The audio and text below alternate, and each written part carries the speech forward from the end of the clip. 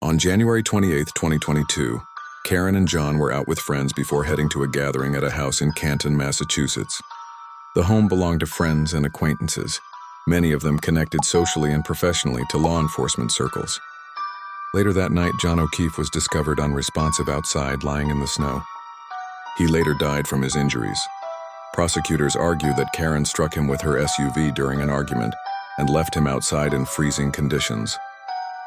They point to damage on her vehicle, phone records, and fragments of evidence to support this.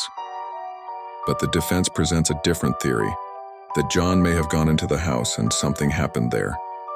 Supporters of Red suggest that investigators overlooked what occurred inside, focusing only on her vehicle instead. One of the most debated aspects of this case is what happened inside the home that night. The house belonged to friends of the couple, and several people were inside around the time John O'Keefe was last seen. These individuals were not strangers.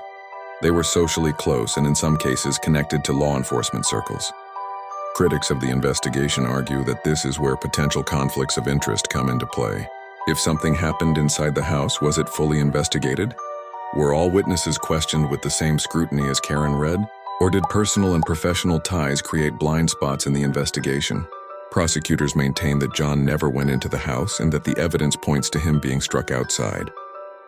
But for many following the case, the unanswered questions about what happened inside and who was there remain at the center of the debate. From the very beginning, the evidence has been under intense scrutiny. Prosecutors use Karen's phone activity to show her location and state of mind that night. The defense says these records are incomplete and open to interpretation. Authorities claim her SUV's damage matches the strike. The defense argues it could have another explanation, and that other evidence was downplayed. Those inside the house gave statements. But critics believe these accounts should be examined more closely, given the personal connections involved. Each piece of evidence sparks two narratives, one pointing to Karen's guilt, the other raising doubt and suspicion about whether the full truth has been revealed. Unlike many cases that quietly move through the courts, this one has exploded on social media. Hashtags, rallies, and protests have put this case into the national spotlight. For many, it isn't just about what happened that night. It's about whether the investigation itself was fair. Supporters of Karen Reed argue that the investigation may have been compromised by personal connections and conflicts of interest. They raise three major concerns. With friends and acquaintances tied to law enforcement inside the home, some believe the investigation was too quick to rule out what may have happened there. From car fragments to timelines, critics argue that inconsistencies suggest bias in how the case was built. As rallies grow larger, the case has shifted from a single criminal trial into a conversation about corruption, accountability, and whether institutions can be trusted to police themselves. Even those undecided about Karen Reed's guilt are following the case closely because of what it could mean for broader trust in the justice system.